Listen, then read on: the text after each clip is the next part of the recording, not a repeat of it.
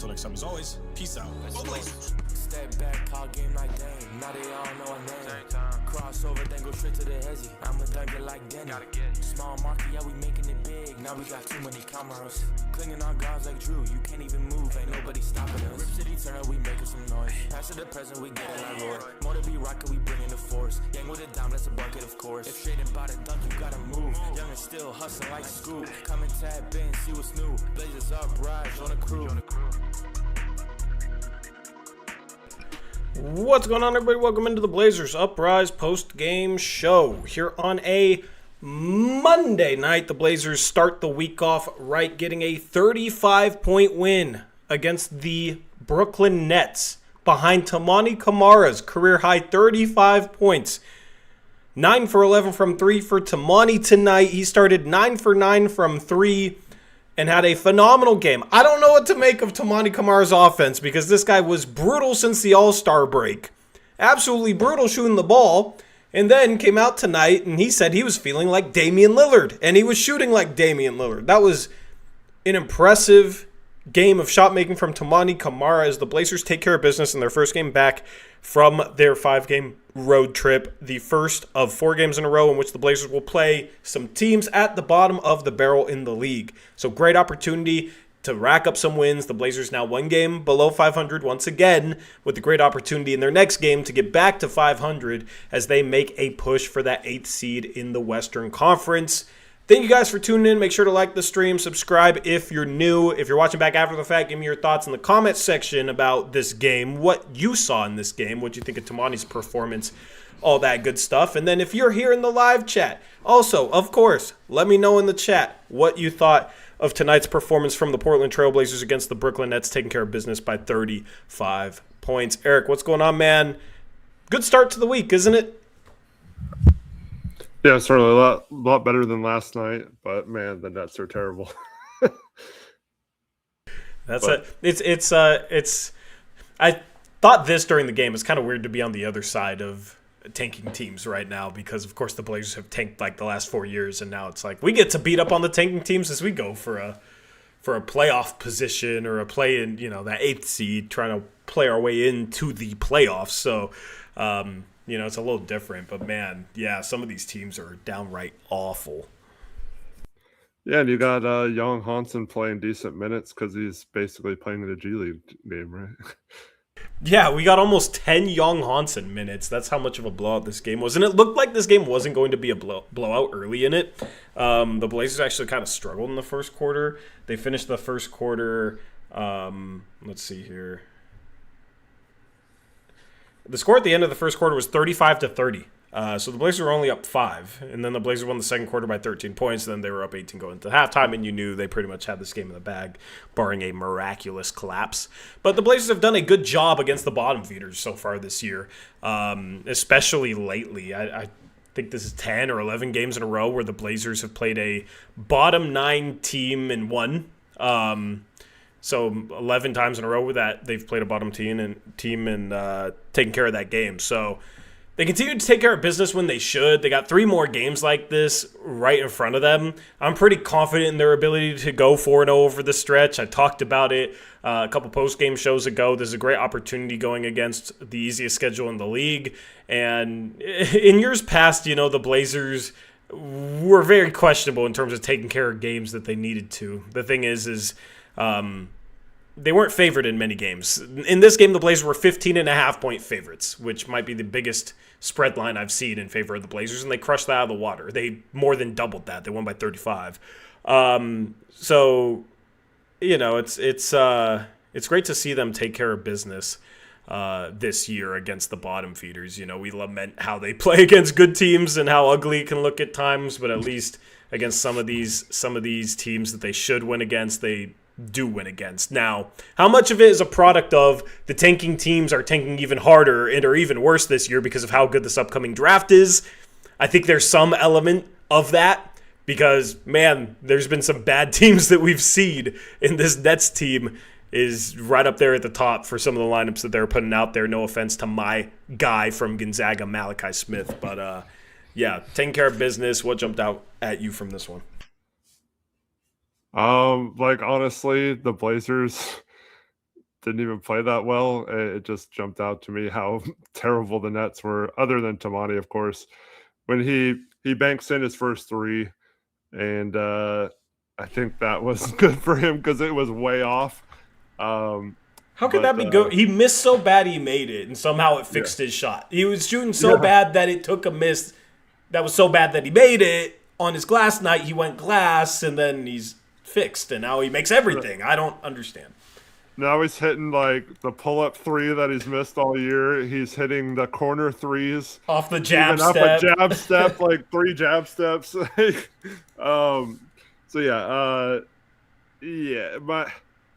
but like, I don't know if it's possible to be frustrated in a 35-point win, but 23 turnovers, Tori. Like, obviously, we did not play well, and we're just way more talented than the Nets, and that was enough in this game. I mean, could you say they played good defense? They held them to 99. Like, I don't know. I guess turning the ball over 23 times and holding a team to 99, that is pretty good defense. That is pretty impressive, yeah. But like, is it impressive to stop like Chaney Johnson? Like, you know what I mean?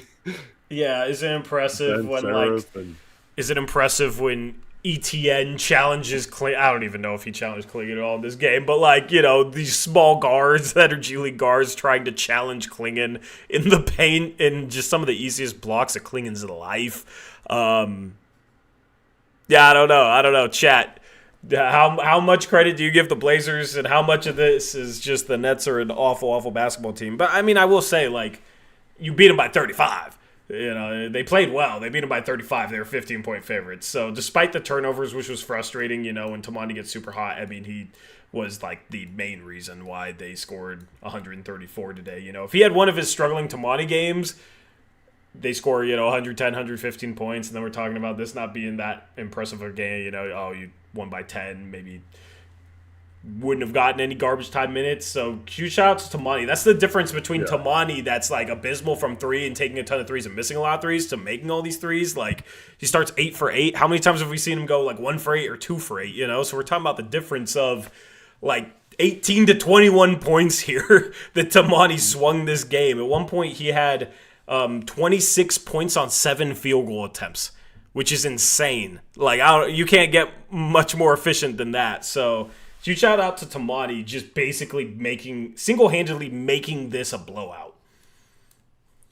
Yeah, absolutely. And man, got to find a way to have more Tamani giveaway nights, because it was his glass night tonight. So can we do a bobblehead next game? Will that work as well? Well, save it for like the Clippers game or something. Sure. Right? I need to say something about chat real quick. They're arguing and blaming you for something in the intro video. For the record, let it be known that video was made by Mubsy. The rapping and the video. Right? Yeah, shout out my guy Mubsy. Right? So what's wrong? What's the issue? Listen, okay. Do not blame Tori. Mubsy is Canadian. He loves Shaden Sharp. Any diss towards Shaden Sharp that you perceive in that video is not from Tori. It's from a guy who actually likes Sharp and is Canadian. So, what do they think is the diss? What are we talking about? I have no idea. Someone brought up that one of the clips in there is Shaden getting packed or something, and like, what? I don't even think that's true, but like, I don't even think that's true either. Chase mentioned there's like several dunks of his and a good pass, so like, yeah, I don't know. See, this is proof that like people are so caught up in making me out to be a Sharp hater that apparently the intro video that I didn't even make, the song I didn't make, I didn't even edit it. Apparently that's me being a Sharp hater, man. I mean, this is what drives me crazy about some people who shade Sharp. It's just constant victim mentality. Like, yeah, it was literally made by a Canadian. I mean, I could see why they think that, but no, yeah, I mean, it's just the constant victim mentality, I guess. I don't know. So Marv said if it was Scoo getting packed in there, you would have noticed and edited that out. Yeah, I don't know. Is Sharp getting packed? I don't know. I'll put it on mute and I'll go rewatch it, I guess. But I've watched this multiple times, and I promise you, I don't think. Why would there be a clip of their own of our own team getting packed? Or is it in? Was it a by practice? Oh, it was a practice clip. Oh, he's shooting a jumper and Klingon blocks it. Yeah. But hey, you want to know where that clip's from? The Trail. So don't blame me. Go call the Trail some Sharp haters because they included a singular clip in the Trail of him getting blocked. You should have edited Mubsy's video out of that. I mean, what are we doing here? Yes, Shaden Sharp has been blocked before, especially by Klingon, who blocks everything and had 7 blocks tonight. Yes, Klingon blocked him in a practice. Anybody that's offended by that, maybe you need to go outside and touch a blade of grass or two. Your anti-Sharp agenda means no bounds, man. You're freaking slyly putting in a highlight of him getting blocked. That's how much you hate this guy. I know. Facts, man. Facts. I don't know, man. I literally went and found a Canadian to do it to give Sharp some love, and I guess it didn't work. So I'm going to have to tell Mubsy about this. But Tristan says, Tori said he wanted people to troll more. Yeah, that's a unique start to this post-game show. Although, is it that unique? I don't know. This conversation feels kind of like we've had it before. Yeah. Back to the game. I certainly liked Drew Holiday turning the ball over 4 times. Should have been 5 turnovers, but the refs couldn't tell who he threw it out so bad one of the times that they thought it must have been tipped or something and did a jump ball. But 4 turnovers. There's Eric starting with the negatives again. No, I'm just kidding. But no, I was like, what the heck? Like, Drew was not in this game, and then he got frustrated with a call later on, and then he was super engaged for a while. But yeah, it was Blazers certainly had some terrible turnovers in this game. But like I said, when you're playing crappy team, that's what the beauty part about this part of the season. Playing teams like this, and as you mentioned, the next few games should be similar in terms of even if you play bad, you should be able to withstand some of those turnovers. But can we please find a way to not turn the ball over so many times and make it I don't get why that's so difficult. Yeah. It's still baffling. I just put 2 and 2 together though. You remember the whole thing with Shea doesn't pass enough to Klingon, maybe, and this is a joke, but maybe he hates Klingon. It's because of that play right there that's in the intro. That's why. Yeah. I just put it all together. So now everything makes a bunch of sense. For the record, this was a Tory theory that...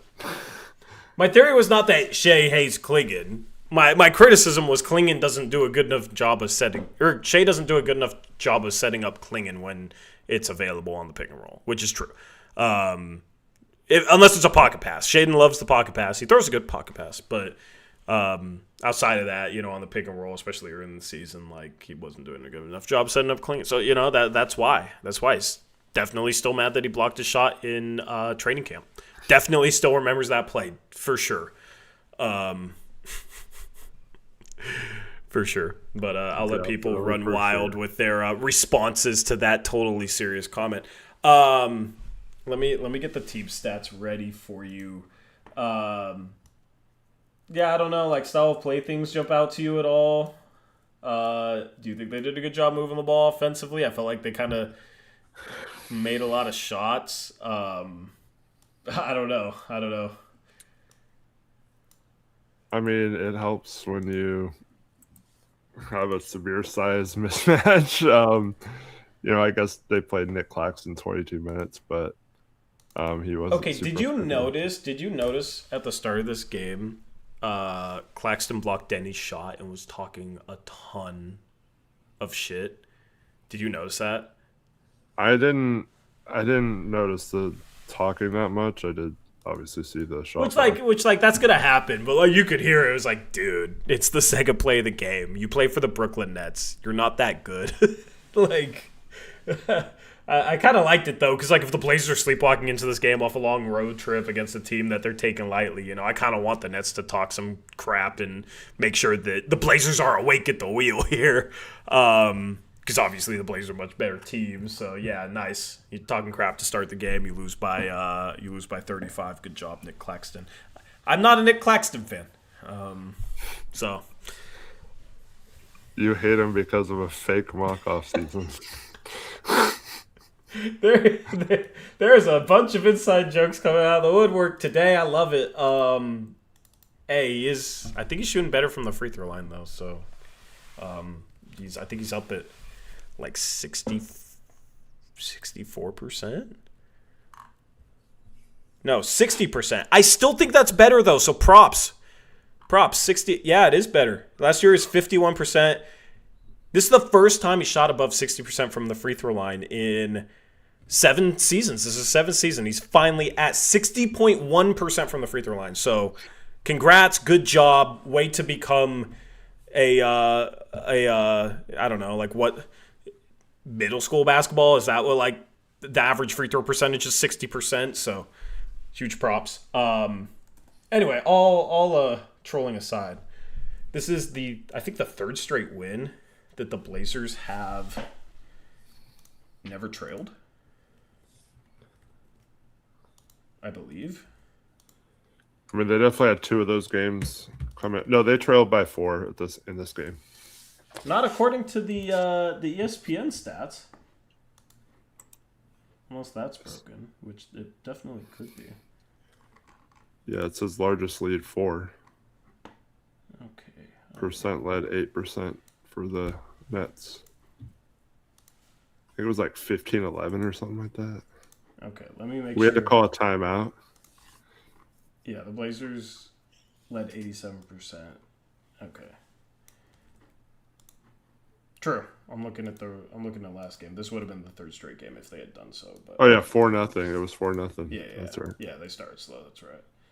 That's right. But that also allows me to make sure my graphics up to date. So that was the test there. Thank you for helping me out. Next year we'll have this coded. Shout out to Eric Olson. He's helping me code stuff. So I won't have to sit here making graphics on stream. If you guys don't know the behind the scenes with the postgame show, I'm literally sitting here making the stats graphic to pop up on the stream. As we speak, I'm trying to have banter, read chat, break down basketball, and I'm literally copy-pasting from ESPN into Photoshop. I copy-paste from ESPN box score into a spreadsheet that then packages it for my Photoshop graphics. So I'm kind of insane, but, As Marv said, we may never lose a game if Tamani hits 8 straight 3-pointers. So yeah, we got that going for us. I'd love for that to be the case. All right, let's see if I can get this updated here, because you turn over the ball 23 times, but you score 134 points. It's kind of a wild stat line here. So 24 turnovers, I believe, with the shot clock violation, because that's a team turnover that doesn't get given to a player. So I mean, they were super sloppy in this game. But look at the percentages. They shoot 55% from the field, 47% from 3, get to the line 40 times, and make 28 of their free throws. 8 offensive rebounds. This is just wacky. I can't even talk. This is why I shouldn't multitask. It's a wacky stat line here for the Blazers. They shoot really well when they actually get shots off. If they could just take care of the ball in a game like this, they probably would have had 150 points. Yeah, 150. That's crazy. Dude.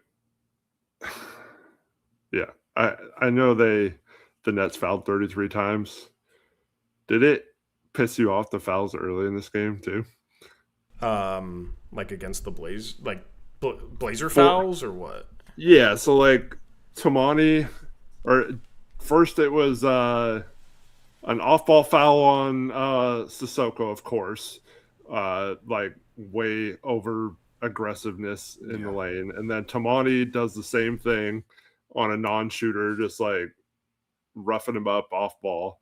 The Blazers got into the bonus, or got themselves into the penalty. It was like with 7:36 left or something in the first quarter. And then Tristan says Scoot only had one foul, but he just inexplicably reaches in when they're in the bonus and in the backcourt and fouls someone. Like, just not smart with the way he's been fouling. It was lately. with like 5 seconds left too. Yeah, and that was a stupid foul. Eric Sissoko later had another bad one. Should have been called. There was one play where he was just like all over this guy and didn't get called for a foul. Probably should have. Like, it's just real frustrating. Scoot needs to stop trying to steal the ball in the backcourt. I feel like he fouls all the time. Yeah, right. Like, somebody gets a rebound and he starts just trying to slap at the ball. Yep. Yep. But so I know there's a lot of people that will come in here, and you joked about it too. Eric's going to lead with the negative, but the Blazers, they played outside of Tamani, like hitting all those shots. They did not play smart at all. They were playing so dumb, and this is what's plagued this team all year. And if they didn't play this dumb all the time, then it would be one thing, like, oh, who cares? We played the Nets. We won by 35. Like, who cares that we had 24 turnovers? But we're last in the league in turnovers. So, like, no, I'm not going to be happy that we won and committed all those turnovers. We've been committing stupid fouls that get the other team in the bonus all year. And here we are doing stupid fouls, like, for no reason on players who have no right to be played that tightly off ball. They're not even good shooters or good players, and you're fouling them off ball and getting them to the line. If you're playing a halfway decent team, these are things that keep them in the game. And even with Tamani shooting like crazy, he was 4 for 4 in the first quarter, and we're only up 5 at the end of the quarter. Like, it's because we're playing so dumb. And so, like, my thing is, have fun, do this, be happy you won the game. But, like, when is enough going to be enough with all this stupid play? And it's going to cost them either a chance to make the playoffs or, like, seeding in this play-in positioning at some point if they don't stop with this dumb brand of basketball. And it's really troubling that they continue to, even in a game like this where you just play somewhat like tough defense, like you're fine in this game. You don't need to be committing stupid fouls. Yeah, no, I mean, nothing you said is wrong. I think for me, I'm getting to the point where it's like full acceptance, knowing this is going to happen, and just happy that they got a blowout win against a bad team, even with all the stuff happening that should not be happening. Right. So, like, they had plenty of some of the turnovers they had. They could not throw an outlet pass in this game. Donovan Clingan had 2 turnovers, and I believe they were both him, like, just getting the ball and just immediately turning to throw it to an outlet in traffic where defenders are, like, jumping in front of the pass, and then he's trying not to throw it, but he's already stumbling forward or already throwing it. And then Drew multiple times just throwing it to a defender. I mean, Matisse Thybulle had a play where it looked like he, instead of passing it to the offensive player on his right, he saw the guy guarding him and just gave him the ball. Yeah. You know what play I'm talking about? Yeah, there were several plays like that. The play where Thybulle just kind of like dribbles the ball out of bounds because he's stumbling forward for no reason. Like, there's so many turnovers, even against a bad team like this is trying to lose. There's so many turnovers where it's just like, what on earth are we doing? I think some of it goes back to just talking about what we talked about last stream, the lack of so many guys that lack good ball skills. I talked about a couple of Tisa's turnovers there. He had 3 of them in 19 minutes, but City Sissoko's another guy. He had 2 turnovers for assists in 28 minutes. Like, 2 turnovers, fine. But one of those turnovers, he catches the ball ahead of the pack on the break. There's kind of guys on his side, but has a step. And he tries to dribble the ball and like dribbles it off his foot or something and dribbles it out of bounds. You know, there's plenty of turnovers just from guys that lack ball skills. You know, T-Straw pick up the ball and losing it to the defender or whatever that was. You know, it's definitely a product, partly of that, partly of the offense, and then partly just guys not being mentally locked in enough offensively. Where, I mean, how many times do we see them turn over the ball just trying to swing the ball? You should never turn over the ball trying to swing the ball. If a defender's that close to steal it, you pump fake the pass and that guy back cuts. And if he doesn't lunge when you pump fake the pass,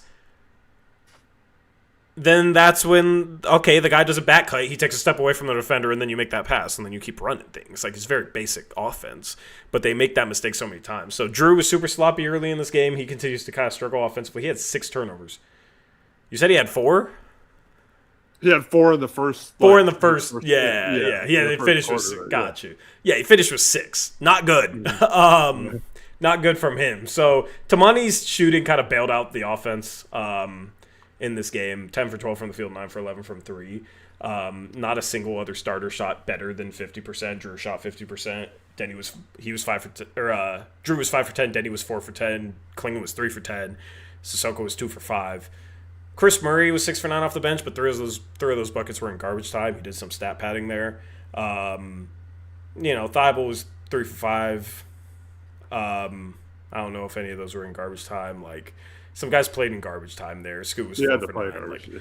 So it's not like the rest of the team was particularly efficient, but when you got a guy that goes 9 for 11 from 3 and 10 for 12 from the field, it raises your baseline that much as an offense, which is so funny because we've talked about these games where Tumani and his poor offense and his poor shooting have drugged down the offense and isn't like he's not contributing enough to the offense in the way that the team needs him to do so. Yeah. But randomly, once in a while, he'll just have this game where he can't miss. He can't miss. What did he start from 3 in the Sixers game earlier this year? That was his previous career high at 30 points. And that was February 9th. He was 8 for 10 from 3, 10 for 12 from the field. Today, 9 for 11 from 3, 10 for 12 from the field. This is a rare game. Like, how many times have you seen Herb Jones go 8 for 10 or 9 for 11 from 3? I don't think he ever has, right? The role players that you would compare Tabati to, most of them, if not all of them, have never had a game where they've shot 8 for 10 from 3 or 9 for 11 from 3. But Tamani's done it twice in a little bit more than a month. It's very, very weird. And you can tell the confidence he's shooting the ball with. Like once he made a couple threes, you could tell he's feeling really, really good about himself. Like, he found that zone. And I guess he's just one of these guys who is streaky. Because, he was shooting abysmal from 3 this month. But against Denver, he was 4 for 6. And then this game, he's 9 for 11. So in the last 2 games, he's literally 13 for 17 from 3. His 3-point percentage before that was in the 20s, somewhere in the 20s for the month. So I would love for Tabati to like kind of, while these games are super fun, if there's a way for him to just be more consistent and not be so up and down where, just consistently shoot the ball well and consistently make the right plays. That's all we want from him. Like, it's cool to see him go unconscious from 3 and knock down a million threes. But it kind of makes it more like, dude, okay, if you are capable of a shooting game that's this good, why are you also capable of having these stretches where you're an awful NBA shooter? It doesn't make sense to me. His shooting doesn't make sense to me at all. Yeah. As Tristan points out, last 20 games for Denny, shooting 23% from 3 too. So yeah, so he could use a 9 for 11 from 3 game. Yeah, I feel like Denny's shooting with too much arc right now, but yeah. It's a different conversation. But yeah, Tamani, we don't necessarily need him to do this. Like, we just need him to hit the open 3 when it's there. And it's fine. But like, I will say we need him to do this to beat the Thunder or the Spurs if we play him in the playoffs. Yeah, like, this is the type of thing that swings a game, Yeah. And that is it's so weird.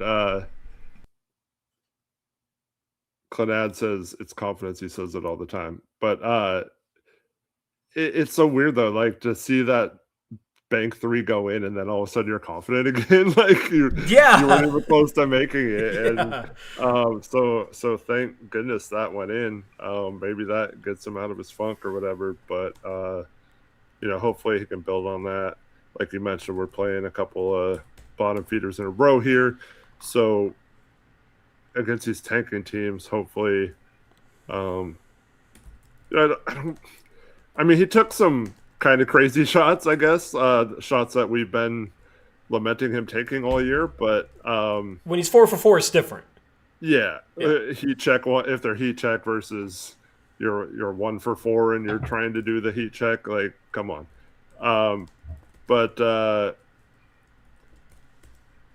Anyways, I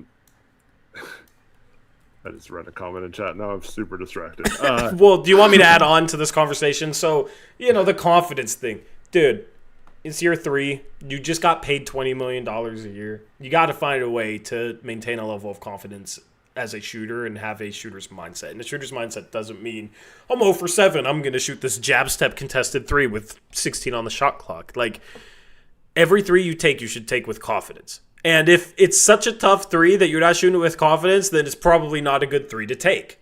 If you're not shooting open 3s with confidence, when you're Tamani Kamara and you shot like 37% from 3 last year, you're shooting 35% from 3 this year, it's a little bit worse. But like you've had these stretches where when you find your confidence, you're hitting 3s. Like you just literally have to have the mindset that you don't care if you miss. You're just worried about taking the right shots, and what happens, happens.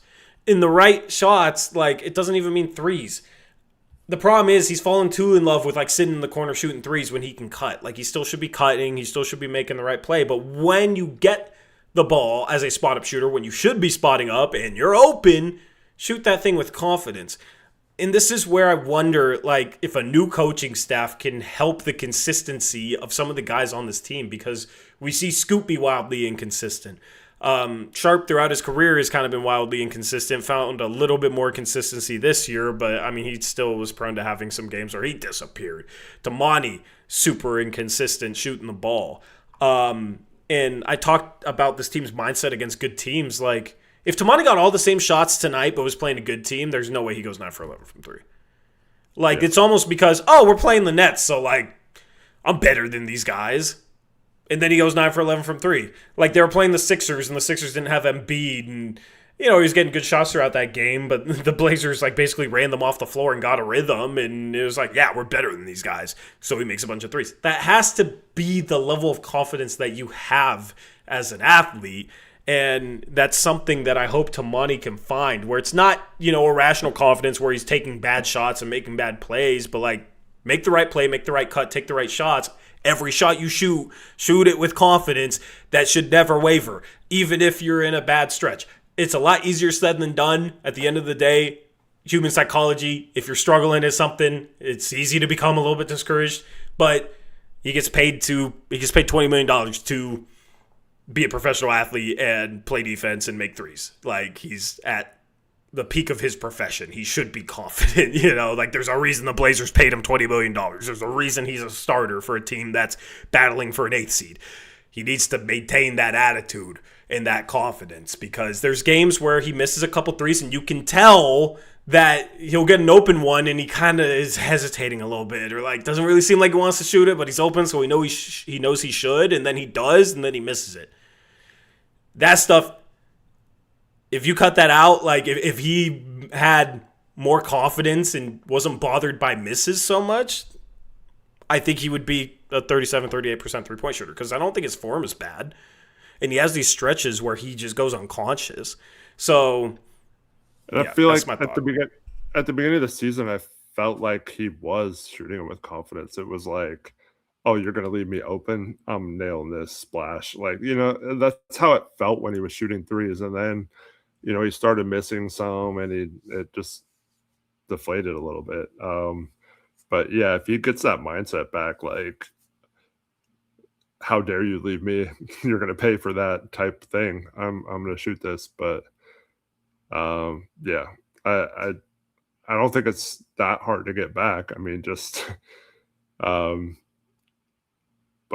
you got to make some too. So seeing that one go in at first, that's all he needed, right? He just needs to see that first one go in, and luckily tonight it was so bad it went in. Yeah, it's super weird, but it's just like you got to have a level of baseline where it doesn't matter how good or bad you're shooting, you're still going to shoot open threes with confidence. Like it's almost like if you're missing open threes, you're due to make one, and you just gotta not care basically. Like obviously these guys want to play well and they do care, but when you shoot a three, like you can't be worried about the result, and you can't hang on to the result if you miss it. You can't hang on to that and let that affect the next play. Like you basically just, I know it sounds robotic, but that's literally the way to go. Like shoot a three, you miss it, shot the right three, you're not gonna make every three. So I think we talk about the mindset with this team at times, and last game I kind of roasted them a bit for being a little soft mentally, and I feel like that's kind of one of the things where it's just like with Thiago as coach, I don't know if he's the best coach to get this team mentally to where they need to be in terms of playing with a level of confidence in the system that they're in and in themselves. So yeah, I don't know. We'll see if we get a new coach and see if we can find more consistency with some of the young players. And young players are going to be inconsistent and struggle with this stuff anyway. But, Tamani's year 3. It's time to start just being confident and shooting the open shots. Anyway, Eric's read chat. Well, Donkey says this season is forfeit. You're getting rage baited and you're falling. They want to lose and just reset next year with a new coach. You're getting rage baited. What are people's problems? Good job on the rage bait, Donkey. Well, no, I was already rage baited by Andrew Bohm, who is not trolling or trying to rage bait. He had maybe the dumbest take I've ever heard in my entire life. Damn, Andrew, he's going after you. No offense, Andrew. Damn, Andrew, he's going after you. Stupid. What was the take? He said that Drew Holiday is going into games turning the ball over on purpose so that Scoot can play more minutes. What are you talking about, my guy? I'm sorry, but that is like you deserve. Was that rage baiting? You guys just successfully rage baiting Eric today. No, I know Andrew. Like no. Okay. If Drew wanted Scoot to play more minutes, this is what he would do. Coach Splitter, I really tonight we're playing the Nets. I think maybe you should play the young fella a little bit more than me. Let's get him some minutes tonight. Of course, I'll play my best when I'm in there. No athlete ever would do this. Let's try to get him some minutes tonight. Yeah, that's what he would do. He wouldn't go in the game. Here, Nets, take the ball. Let me just throw my whole career away by just completely what are you even? I love it. I mean, see, here's the thing. Even if he was serious, he's gonna play it off like it was rage bait. You're saying it's the dumbest take of all time, but that is such a bad take that I do believe that it's rage bait. But you know what? We need to. This is a. What do they call the? It's not a rage. This is a social experiment. No, this is a social experiment. I'm gonna do a chat poll. Okay, chat. Was Andrew's comment rage bait? Yes or no? I am curious to see. It was so dumb. It was rage bait. Yeah. Well, rage bait, but I mean, purposefully dumb just to provoke a reaction. He doesn't actually believe it. Whether it's believable or you believed it or not. Yeah. Well, we're gonna have chat vote on it. Yeah. It's a social experiment. This poll is rage bait. And out of 20 votes, 52% say no. So we're pretty divided here. We're 50-50 here. So I'm not sure if we're going to get a resolution to this. But anyway, this poll is rage bait. Yeah, totally. Totally. Anyway.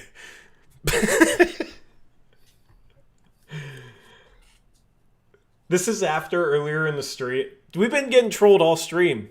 And then the person in chat said, Tristan in chat said, Tori said he wants more trolls. Well, they're listening, so they're evolving or devolving back to what they used to be a couple years ago, where they used to just constantly troll us. But I like it. No. I like it. Listen to any of that. He just came in here thinking, you know what? I'm gonna drop this awesome take. Like Drew's making these unexplainable turnovers. Watch this theory. Like We're gonna get it the rest of the stream listen now. to the rest of the stream probably. Chat, keep rage baiting. Keep whole stream. You have my permission to just rage bait both of us. All right.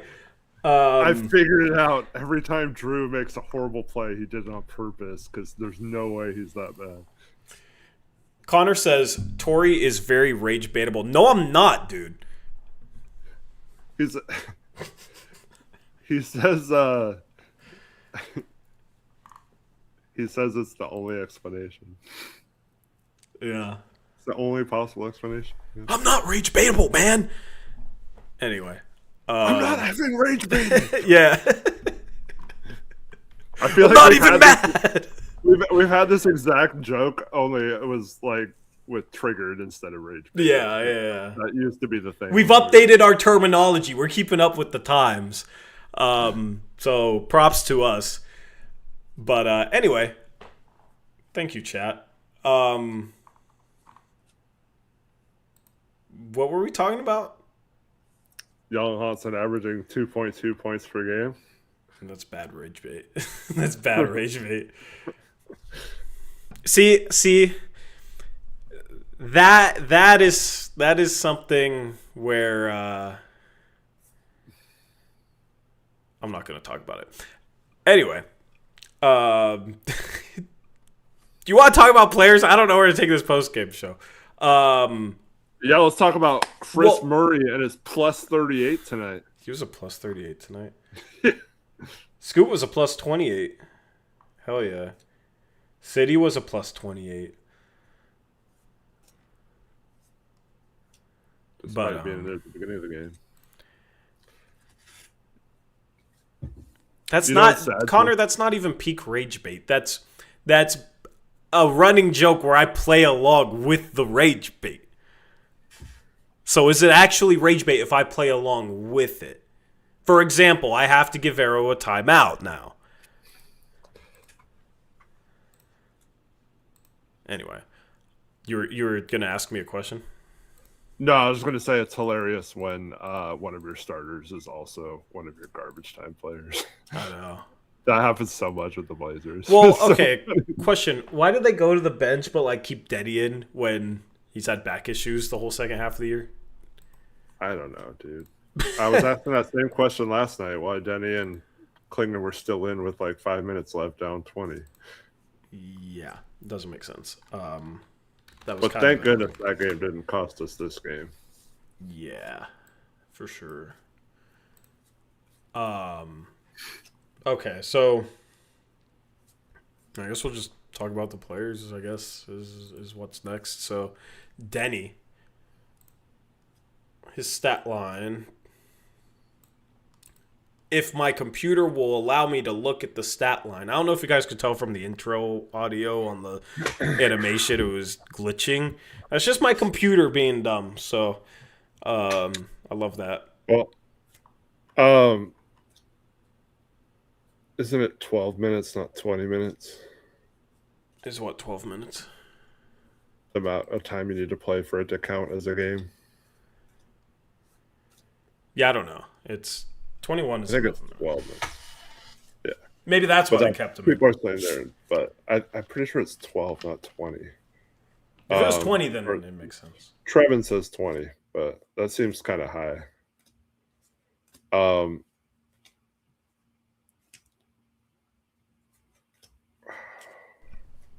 It's 20 Two minutes. games can be 15. That's just confusing.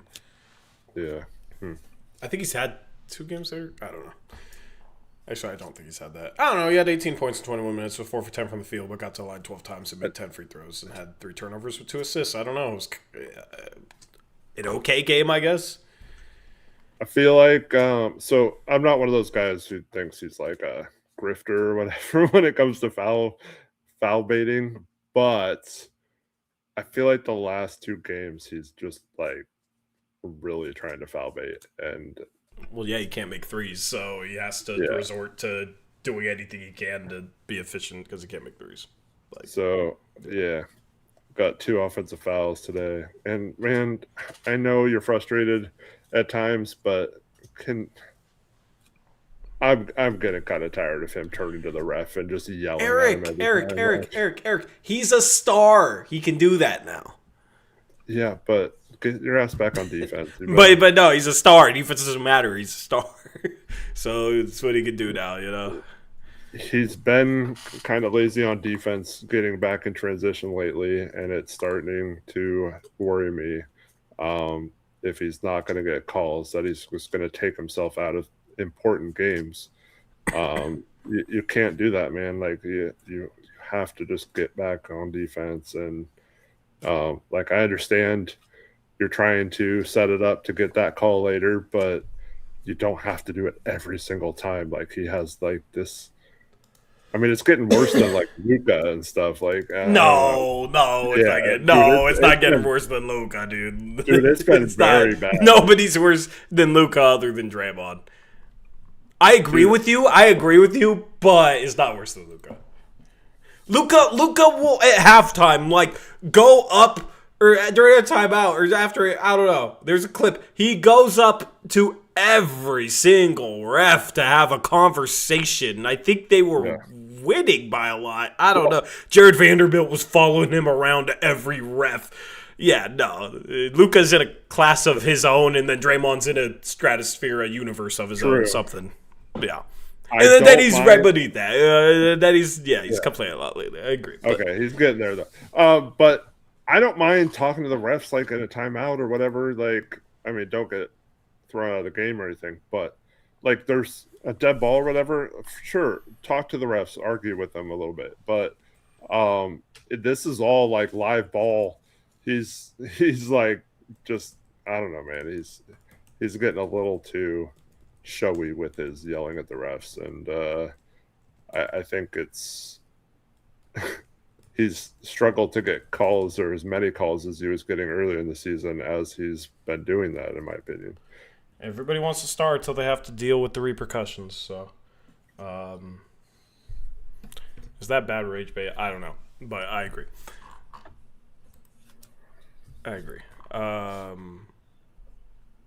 Do you think he's putting too much arc on his shot?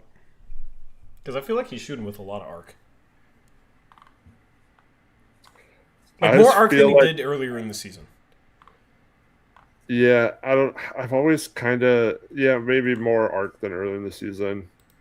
It feels like, I mean, to be fair, his shot has always kind of seemed like it was leaning heavy on his arms versus the rest of his body, like a true shooter. But it does seem like he's really using his arms a lot, and he's not really using his lower body much, and that could absolutely be because of the back injury, but it just feels like he's got no like lift, even though he doesn't lift a lot on his jumper. Like it feels like it's all coming from, like he's aiming the ball versus trying to shoot it. Yeah. I don't know. Next year, hopefully, he can get back to the way he played earlier this season. I think he's going to continue to struggle. I've talked about it.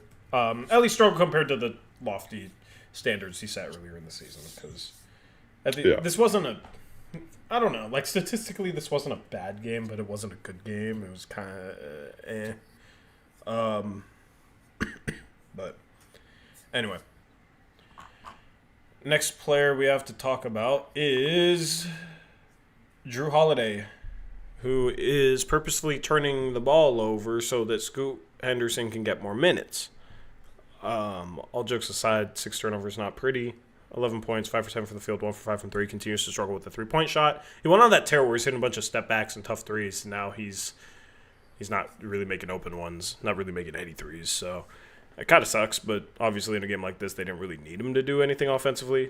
He's passing the ball to the other team more than he was his own. 4 assists, 6 turnovers, not good, but I don't know. Sometimes I wonder against these opponents if Holiday's just like a veteran who's won multiple championships, and like if he's maybe a guy to just kind of take the opponent a little bit lightly, even though he knows he shouldn't. Yeah, I mean it's natural to sometimes. I mean, this guy's played in the highest level games. Yeah, it's possible that And now he has to play against Tyson Etienne. Yeah, it's hard to get up, play like Ben Seraph, Yeah. Yeah, so I get it. It's just, dude, some of those turnovers are so bad. It's just like losing the ball to the other team. It's like they're worse than like some of Sharp's turnovers that we're complaining about. So Yeah. I don't get it. Like he's had those moments all year. Like the game we lost to the Bane buzzer beater. Remember, he just like lost the ball. Yeah, that was. He's had these. I guess he's been trying to get Scoot in the game ever since. Right? Yeah. Scoot wasn't even playing then. Remember? I know. He was trying to get it stuck in the coach's head so that when he had more games like this, when Scoot was healthy, they would take him out of the game so they could play Scoot. Totally. Yeah. I mean, it's just him being a good veteran, a good veteran leader for his young point guard. Absolutely. Yeah. Well, Joshua says Drew is trash tonight, but he saves us against the Clippers. Yeah, I don't know if he'll save us necessarily against the Clippers, but I do have confidence that a guy like Drew will be the difference in a key game, either down the stretch or in the play-in or something. Like, I'd be surprised if he had a game this bad, like in a 8-9 or a 7-8 play-in or 9-8, 9-10 play-in game or whatever. I think he'll be ready to play in those games. But, I mean, it's hard to, like...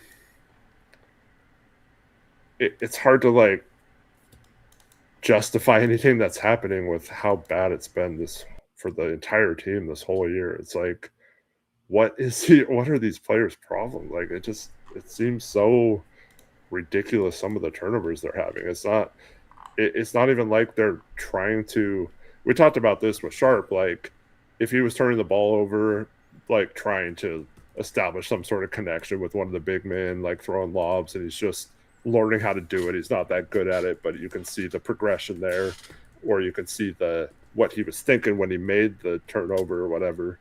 But like a lot of these turnovers the Blazers commit, it's just like them throwing a stupid pass, like the one Thibault threw that you talked about, or all these Drew turnovers. It's just like they're just like losing their focus and concentration, and you have to question why that keeps happening time after time. Yeah, absolutely. It continues to plague this team, but I think a lot of it's the system. A lot of it's guys that aren't skilled. Obviously Drew is skilled, but guys like Sissoko and Thibault are gonna always have turnover issues. Donovan Clingan today, offensively, much quieter game. Was 3 for 7 from the field, 0 for 2 from 3, but on the boards was great. Had 15 rebounds and had 7 blocks. So, I was wondering if he could get a triple-double with blocks, but unfortunately he didn't play enough minutes. Only played 24 minutes. But, that's his rim protection. Like, he had a play against Claxton where he it looked like that type of play where it's like he might not have touched him at all, but they could call foul. It was in the second half, I believe, and it was a block. You know what play I'm talking about? Against Claxton in the post. Yeah. Like that was the type of play I feel like you'd maybe get a ticky-tack call just because it looks like weird, but that was great defense. Like obviously when guys a foot shorter challenging him on a floater and like he's just right there, it's an easy block. Like great, okay, yeah, make that play. I fully expect him to make that play. He's had some impressive moments lately as a rim protector. That was like the stuff that we saw his rookie year and stuff that we've seen more of lately and the stuff that we saw in college, which is super fun. The block where he basically pinned the ball on the glass and caught it was sick. Yeah. Block and rebound. Yep. I feel like in a playoff series, his defense could, like, it could be an issue if the Blazers get switch happy and teams just start targeting him on switches with a star guard. like teams have done that to Gobert. But also, just with being allowed to be more physical in the playoffs, like some of the stuff that's gotten called on Klingon this year, I don't think would get called in the playoffs, and he'd be able to be a more imposing threat as a rim protector in a playoff series. So I think that would come down to, like, can the Blazers find ways to not get him isolated against a guard on the perimeter defensively? And if so, if they can do that without giving up quality shots because they're trying to stop that from happening, then that allows him to play to his strengths as a rim protector, and I think that would be even more impressive in a playoff series where there's more physicality allowed. Yeah. I sometimes want them, like, in a game like this, I want them to work on switching with Donovan instead of dropping him, and I found that kind of frustrating in this game too. It's like, why not try to switch a little bit and see what he can do, having to get switched, and just kind of like making it so, like, hopefully it's just good enough to where teams won't hunt it, like you said. But yeah, I have a feeling that's always been my worry with Young Hansen too, is even if he develops, they're gonna pick and roll him to death in the playoffs. It's the same reason why I didn't really like Zach Edey as a long-term prospect in that draft as well. But yeah, so far none of those players have played in the playoffs, so it doesn't matter. Yeah, 100%. City was the 5th starter. Oh, yeah, one more thing about Denny. Go ahead. Joshua, thanks for mentioning this in chat. Why not post him up in a game like this, Josh says. Thank you. Like, I was thinking that the whole game. Like, they had some lineups with no centers when Claxton wasn't out there. And I was like, why are we not just having him post up, get deep positioning, maybe like curl to the middle and seal someone and throw him the ball and just try to get a couple of easy baskets over the top of the defense or something. I don't know. It's just frustrating that we don't do that. I also feel like there was a couple times where Denny was trying to post up and we could have given him the ball and he got looked off of. And I do think with our offensive struggles, maybe not Donovan as much, although you can pass that. Like, you don't have to be a good scorer out of the post to play through the post and have like an inside out game where you're finding a cutter or you're kicking out to someone like fading to the opposite corner for a three or something. And Klingus has some flashes in the low post this year too, where I feel like if they went to it a little bit more, he would be a little bit further along as a post-up guy. They just don't go to it enough.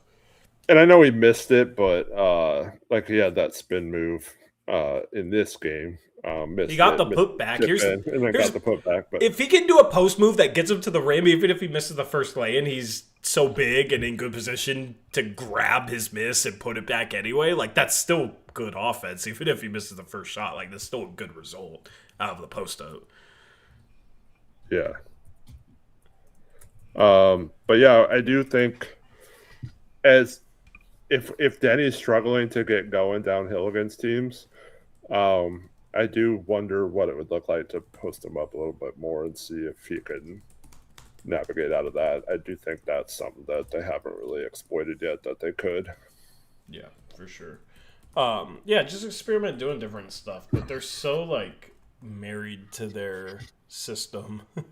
They're so married to it, like, and their system isn't much of a system anyway, but we've talked about it ad nauseum.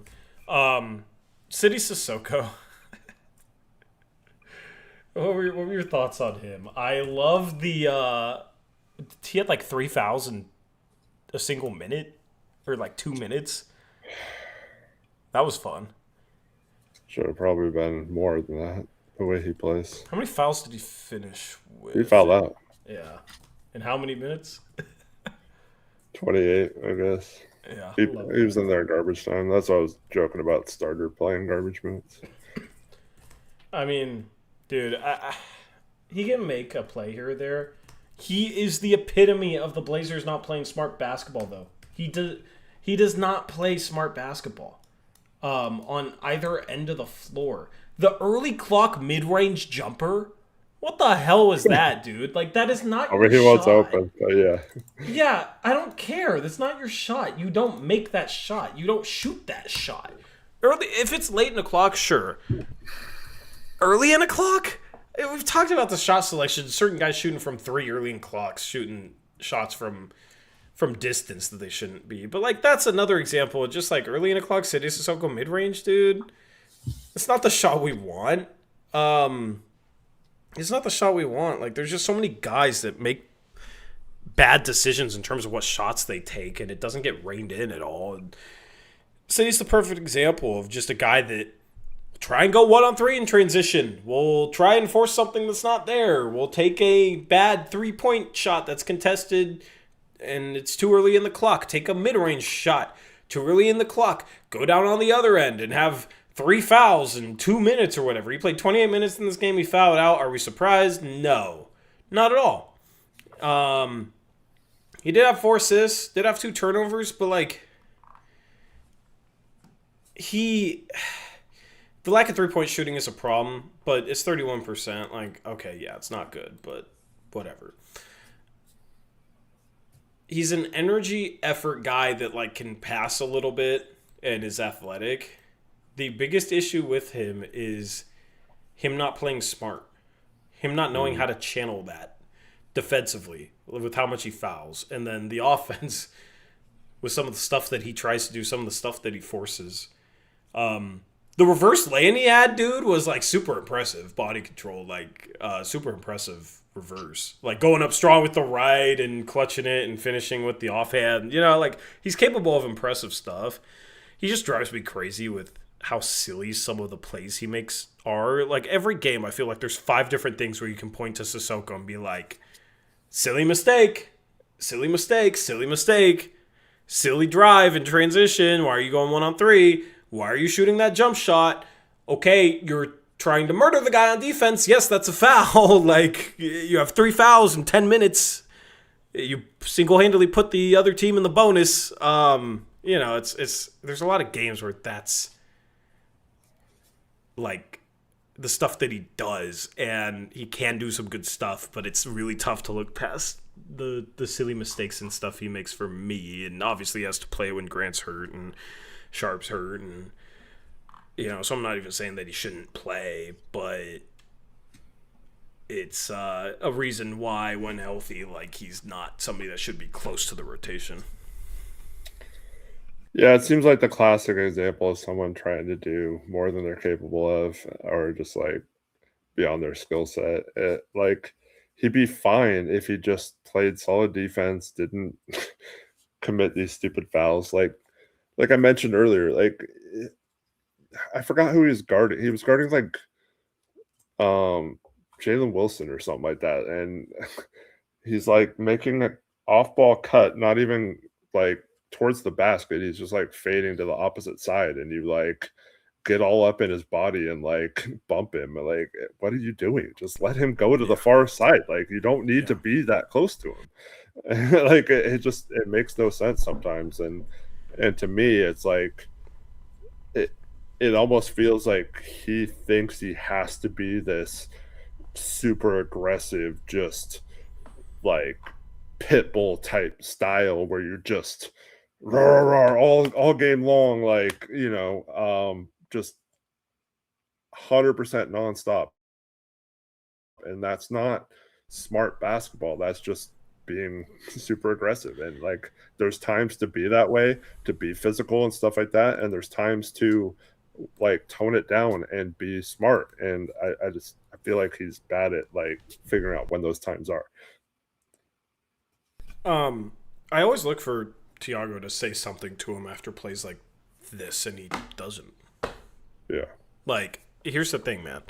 Does Thiago want him to play this way and doesn't care if he has 6 fouls in 6 minutes? Like, is he just happy that he's going out there being physical, like, setting the tone? And also, when you have so many players in different areas that don't play smart, like, it's a reflection of the coaching staff. And like Thiago, I saw him like drew out a bad turnover and he's like, oh, and puts his hands on his knees. But like, how much coaching does he actually do when this team is not playing smart? You know? And then we hear, oh, the offense he's happy with the way the offense has been playing lately when we're still averaging like 18 turnovers a game lately or whatever the hell it is. You know, it's like he has no issue with the fact that we are the worst team at taking care of the ball just because we had some good games against some bottom feeders. I don't really see him doing a whole lot of coaching through a lot of these issues. And with a lot of these mistakes that they make, like it's so many different players across the roster, and you know, there's been a lot of silly defensive mental mistakes this year from guys like Tamani, other players on the team, and then you look at the turnovers and the bad shot selection from multiple guys early in shot clocks, and it's just, what's the common denominator here? They all have the same coaching staff, you know, because the types of silly mistakes are different across the whole entire team. The types of players making these mistakes are different across the whole entire team. It's not just one player that has this issue, it's the entire team. And I think at that point it becomes a reflection of the coaching staff. And, you know, it's they win this game by 35, but you have 24 turnovers. Like, the problem still existed in this game. Tomani Kamara just turned into peak Damian Lillard from 3 today, and the Nets freaking suck. So, you know, like, obviously, good job taking care of business, good job blowing out this team, but also still a lot of the silly mistakes that have been plaguing this team still existed in this game, and aren't getting better. Like, both those things can absolutely be true. A lot of people act like those two things can't coexist, or one cancels the other out. It's not the case. So, you know, it's what we've been talking about all year. It needs to get better, but I mean, we've been saying that for all year. So, like I said at the start of the stream, I'm kind of just accepting that this is just going to be the way they play from here on out. Well, the other thing is too, like, so City Sissoko, like, off the bench for like 12 minutes a game is probably a little easier to stomach what he's doing. But like, yeah, when you have to start him and stuff, it's just like, dude, don't. It's almost like he's trying to make it about him and not the team or whatever. And it's like, you can't have a guy who barely made the roster as like the 15th guy off a two-way, like, be that kind of have that mindset. And I know he's trying to make a name for himself and all that stuff, but you can also make a name for yourself by playing well within your role and not like costing your team possessions or free throws and things like that. Yep, absolutely. All right, off the bench, Chris Murray had 16 points, 7 of those in garbage time. Good for him. He was 2 for 4 from 3. I mean, the 2 threes were in garbage time. Yeah. The and one wasn't in garbage time. That and one was such a Chris Murray shot. Like, he drives, he can't beat anybody off the dribble, but like, he can get them to a point where he's like 8 feet away in the middle of the key, and then he's gonna back them down from there and like turn 3 different ways and still not go anywhere. But now he's like 5 feet away from the rim, and then he's gonna hold the ball out, so they're gonna reach down his arms, and then he flicks it up at the rim, and it goes in, and it's an and one. Like, that is such a Chris Murray play. That was the most Chris Murray play I've ever seen. And I don't know if that's a compliment or not. You know, like, that drive was just such a Chris Murray drive. I'm going to not drive at the rim. I'm going to drive to a spot 8 feet away from the rim and then start backing you down and then turn 3 different ways and not really go anywhere and then look for somebody to pass to and there's nobody to pass to and then I'm going to turn into you and flick something at the rim and it goes in. He moved that guy though with his back down, his two shoulder drops. He actually knocked the guy backwards. I forgot who that was, but yeah, he's showing some toughness there. Aeromancer, nice try, but also that's kind of a weak attempt. Good game. I mean, he's 3 out of the past 5 games. He's made 2 threes. Is he figuring it out? Is he figuring it out, you know? His 3-point percentage coming into this game was up to 26.5%, which I believe. Oh no, it's almost a career high. I think it might be a career high after this game because his rookie year shot 26.8%. So, props. But yeah, I don't know. Solid little game from Chris Murray. I don't really know what else to say about him. Yeah, he was fine. 5 assists, 5 boards, and no turnovers. And a plus 38. That might be his best box score game ever. Mm-hmm. Scoot, 24 minutes, 13 points, 4 for 9 from the field, 3 for 5 from 3, 4 assists, 2 turnovers, 4 steals. So he had 3 steals last game. He had 4 today. And I know we talk about the foul trouble. He only had 1 foul today in 24 minutes and got 4 steals. So he's starting to. Or no, it wasn't 3 steals last game. It was 3 steals the game before. And he's still not averaging 1 steal in the month. But, I mean, that's 2 out of 3 games. 2 of the past 3 games, he's gotten 3 and 4 steals respectively. He's trying to become that guy that, can get on-ball steals and be a pest. He just has to learn when he can get after somebody and what crossing the line is in terms of picking up fouls and when to dial it back when you have 2 fouls in the first half. You can't keep playing the same way that's creating these fouls. But I will say this. We talked about how he wasn't, making the right reads recently, and he was just kind of getting a little bit of tunnel vision looking to score.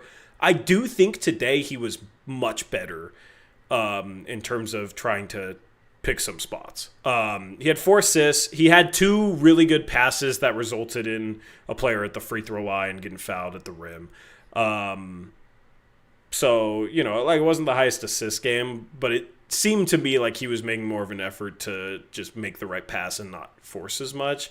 Now, he made 3 threes in a row, and then he forced one for a 2-for-1 with 32 seconds left on the clock, and he bricked the hell out of it. But it was kind of one of those heat check moments and a 2-for-1 where it's all right, I get it. You just made 3 in a row. So, I think it was a fine game from him. Another miss, he just dribbled out the shot clock and shot a bad 3. He knew he was going to shoot that, but did you feel he made more of an effort to kind of pass the ball a little bit in this one? Because I definitely felt that way. For sure, he did struggle with inside the arc shooting. His turnovers were bad, but I do he had that cross court pass to Tease. Like you said, he had a couple where someone got fouled on it, so it probably should have been a little better than it was. But yeah, I don't know if it was a huge difference to read anything from, but definitely a step in the right direction versus the last couple games where it seemed like he wasn't making those reads at all. Yeah, I think for him it's just making the effort to try and make the right play compared to just getting too caught up in trying to score. Is just really the key there for him. So yeah, I see people coming to chat. He's terrible. I don't think he was terrible at all tonight. I mean, I think he was effective. Would have liked for him to be a little bit more efficient inside the arc, but he's 3 for 5 from 3.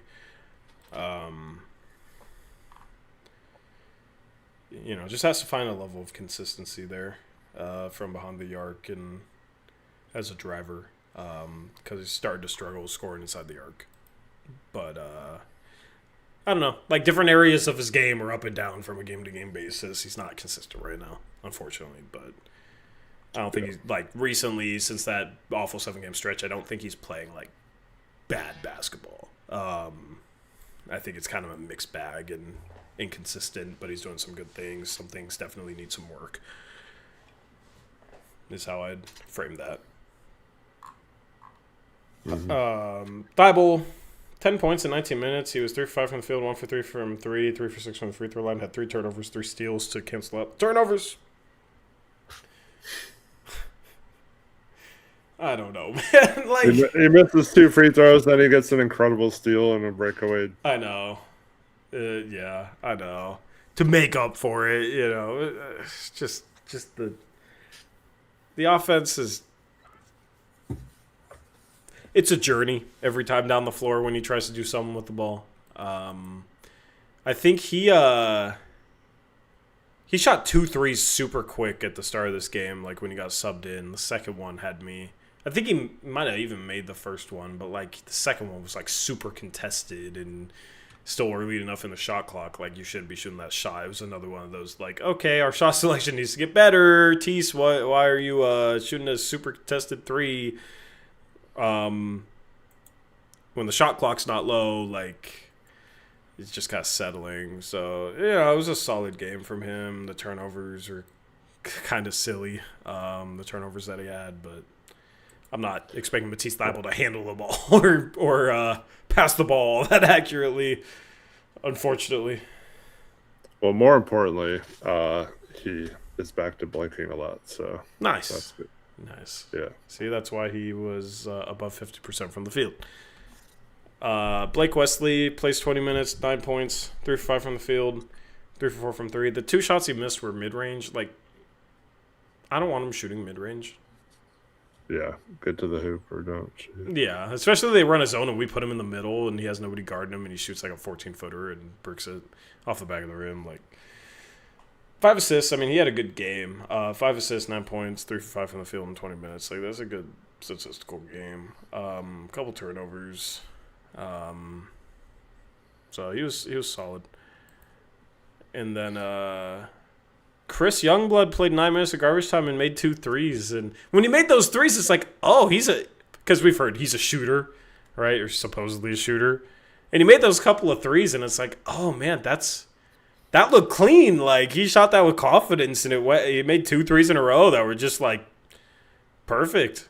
Like, man, it would be nice to have shooting like that, consistently. So, like, obviously he's not going to play as part of the rotation, but just, like, coming in his first stint as a Blazer and knocking down 2 threes was cool. I miss having shooters on the team that were just, consistent. Well, speaking of that, what's up with being, like, questionable every game and then not playing? And then Jeremy, same way, last couple. I don't know. I mean, the Blazers medical staff hasn't done anything weird lately, so they're trying to get their lick back. Nice. Yeah, it doesn't really make sense.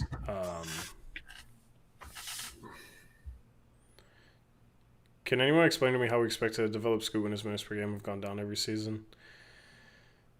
I mean, it's probably not the best, but there's I think some of it's like, okay, you're not giving him an opportunity to make a bunch of mistakes and work through his mistakes as a young guard, which I think is kind of important. Like, you're dialing back his minutes each year, but also, there is the element of him just finding ways to be more consistent. Although, his role is consistent enough for him to find some consistency. I think when his minutes are all over the place, it makes it hard for a young player like that to be consistent just because, all right, I make a couple bad plays, I'm not going to play as much, and then I'm going to have a bad game. But it's just kind of the situation he's in currently. Well, 2 things. One, he has taken himself out of getting minutes lately with the fouls, not tonight, but in recent games. And also, I mean, do you really want someone who missed 50-some games with a hamstring injury to all of a sudden play major minutes? Like, they're being cautious with him. I get it, at some point you have to take the training wheels off. I've been saying that even prior to this season, but this season would have been perfect for it if he was healthy when they literally didn't have a point guard. I think he would have gotten the minutes, and it would have been a lot different had he done that. So I think it's just coming back. The team had already established a lot of roles and rotations and things like that. Now there are injuries that factor in, of course, but I don't think they want to play him like 36 minutes a game right now. I mean, sure, if he was playing at a level that warranted that, versus other players on the team, sure, he might get more minutes, but that goes back to what you're saying about, I don't know, I feel like he has gotten enough minutes to show or prove that one way or another. I don't think it's a case where he's getting like no opportunity to do anything. But at the same time, yeah, I mean, sure, play more minutes, but I don't know. I don't think it's like a thing they're trying not to develop him this year. I think they're just saying, hey, look, he came back from a major injury. He's been in foul trouble. Let's just kind of like get him the minutes, but I don't think they're like, you have to limit it. Yeah, there are some games where the minutes have been ridiculous where he should have played more. There have been a couple games like that this year that I've talked about, sure. But it's not like a game like this. He plays 24 minutes, like he didn't play garbage time. If he probably would have played 30 minutes if this game was close. In the past, when they were like tanking every year for first year, second year, especially his second year, where it's like, you're basically going to end up tanking at the end of the year for the entire season. Like, that's a situation where it calls for him to get the opportunity to start. But, you have like Avery Simons, who clearly wasn't in the Blazers' future plans starting ahead of him. And that's where it's like the situation I thought called for him to start and him to get, 35 minutes a game and make as many mistakes last year because we were tanking. This year we're not tanking. We're playing for an 8 seed, and he was out for 50 games. So unfortunately, the situation right now doesn't really call for him to start. It's just a different situation that the team is in as a whole. So, it's unfortunate for him. This season kind of sucks for him, the circumstances that he was dealt, but like his best opportunity to develop might be elsewhere. Going into next year with Damian Lillard coming back, like it's probably not the best spot to develop Scoot, to be honest, as much as I hate to say that. So part of it too, I mean, we talked about the consistency thing. Like at some point too, we've got to put some onus on him to make people give him more minutes, like make it obvious that he needs those minutes. Like, I understand it's that just not applied evenly. Yeah, I mean, I don't know.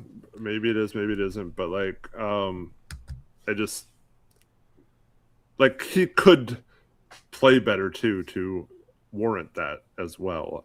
But once again, I'm not blaming him for this season. It's kind of a wash with what happened and him missing so many games. It's really hard to come back. And that's why I said all along, it's hard to judge him based on whatever happens, even before he started playing again. It's so difficult to miss that much of the season and then come back when everyone's gone through like a lot of the season, has established themselves, like I said, established roles. There's like hierarchies on teams and things like that are all been established. Speaking of established, Eric is not established anymore because of Collab Cam. Bring back Eric. I would say this, like, yeah, there's games where he's playing better and should play more minutes and doesn't, and that's when it's like, okay, yeah, we can sit here and say, yeah, he needs to play better to get more minutes, but there's games where he does play better and doesn't get more minutes, and, that's kind of frustrating for sure. Also, like, Shane Sharp had major inconsistency problems, but for the most part, he's got the opportunity to start and play through those inconsistencies in a consistent starting role, playing 30 minutes a game or more. So it's kind of the difference, I think. But okay, we got Eric back. Anyway, you were saying before you got collab cammed. I don't know where I got collab cammed at. So wait, how do I go back to both of our webcams? What the hell? I forget. I don't know. Wait. There we go. Okay.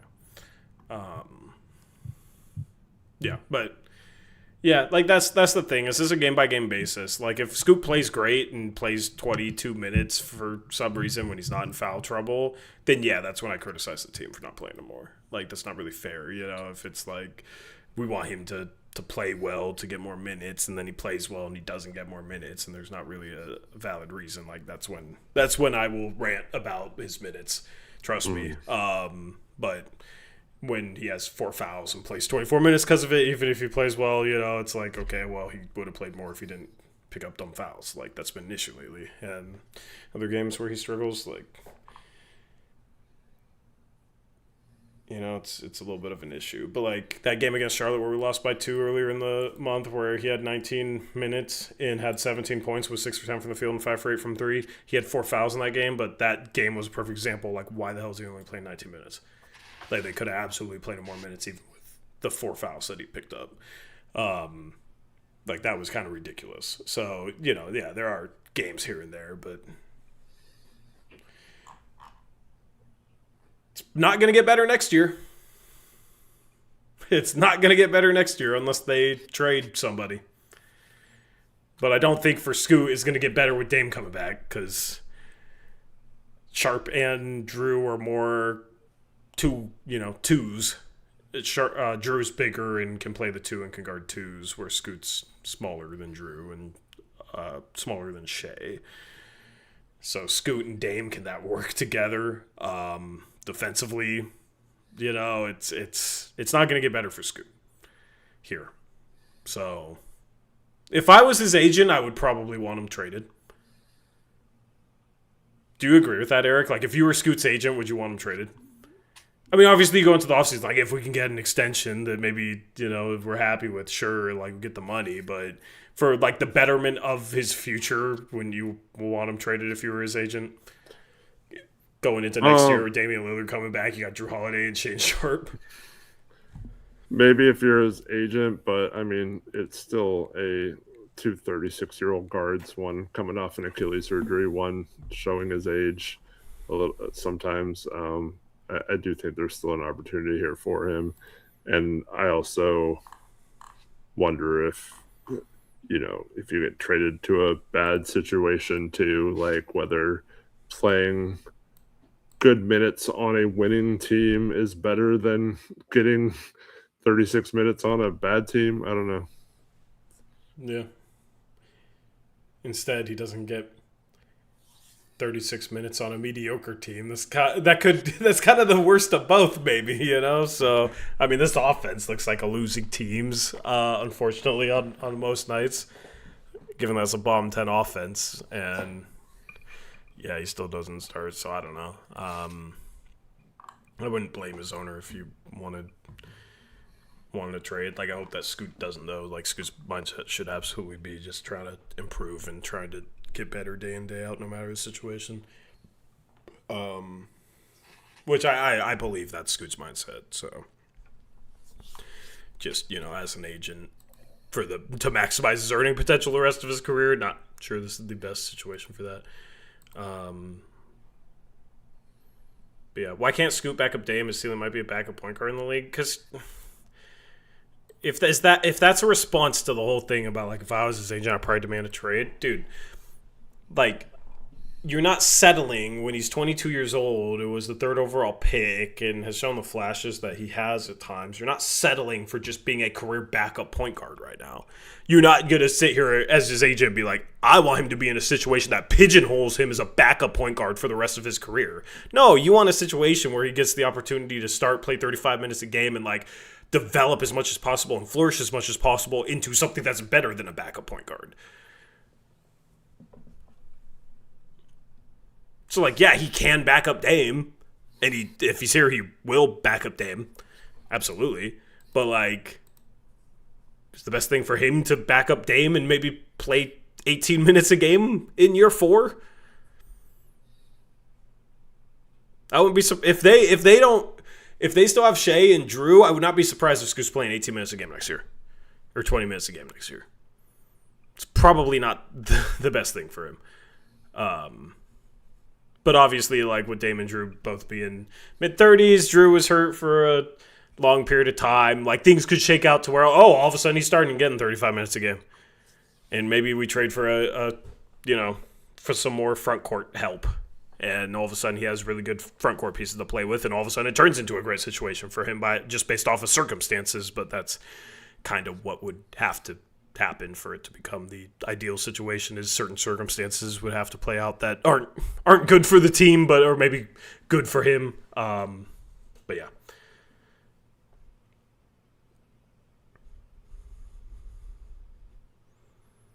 And yeah, like if he goes to a bad team and starts, he might not and plays 35 minutes a game.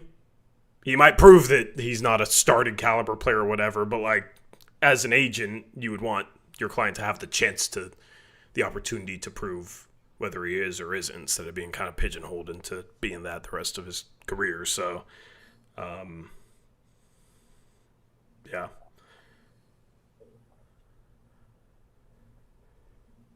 We should play Scoot heavy minutes next year and save Drew and Dame for the playoffs. We're not going to... If we're barely playing Drew and barely playing Dame, we're probably not going... We're going to have trouble making the playoffs, I think, next year, unless we trade for more help. Like, the goal should absolutely be to get into good playoff positioning, which would be playing Drew and playing Dame. They're not going to play those guys 20 minutes a game. Like, that doesn't really... That comment makes no sense, Matt. Sorry. Yeah. Anyway, those are players. Anything else to add to the conversation? Nope. Just glad the Blazers took care of business tonight. Yep. They play again on Wednesday. Fortunately, the Clippers also took care of business tonight. So. Yeah, well, the Bucks suck. The Bucks suck. The Clippers beat them by 33 tonight, and the Blazers play the Bucks next. The Blazers should also take care of business against the Bucks. Mm-hmm. The Bucks tonight started. Here's their starting lineup: Ryan Rollins, Torian Prince, Ousmane Dieng, Jericho Sims, Miles Turner. This is a disgusting starting lineup. And only one player in that starting five had more than 7 points. Off the bench, they have Gary Trent Jr. playing 31 minutes. It's not really good anymore. Pete Nance, Larry Nance's younger brother, playing 31 minutes. Bobby Portis played 20 today. This is how you know they're tanking. Bobby Portis only played 20 minutes. I mean, I guess maybe it was because it was a blowout, but, you got Pete Nance playing 31 minutes, Bobby Portis playing 20. Andre Jackson Jr., AJ Green. It's a bad team. The Bucks are a bad team, especially without Giannis. Even with Giannis, they've been kind of bad. So we're talking about a team that in their last 9 games is 2-7. They beat the Suns by 3, which was a bit of a surprising win. The Suns had Devin Booker, had Jalen Green. And the Bucks got big games from Kuzma, who didn't play tonight. He had 20 in that game. Ryan Rollins had 26. But they had a good defensive game. The Clippers put 129 on them. Or no, 129 on them after the Suns put 105. So the Bucks could be a problem if you turn over the ball 24 times. I think they are a little bit tougher to beat than the Nets were tonight. And I think if the Blazers, don't have Tamani make 1,000,000 threes and then have 24 turnovers like they did tonight, that could be a bit of a game. Mm-hmm. But I'm hopeful that they'll take care of the freaking ball. A little bit better than turning it over 24 times, Like maybe turn it over 17 times, even though that's still bad. That'd be good.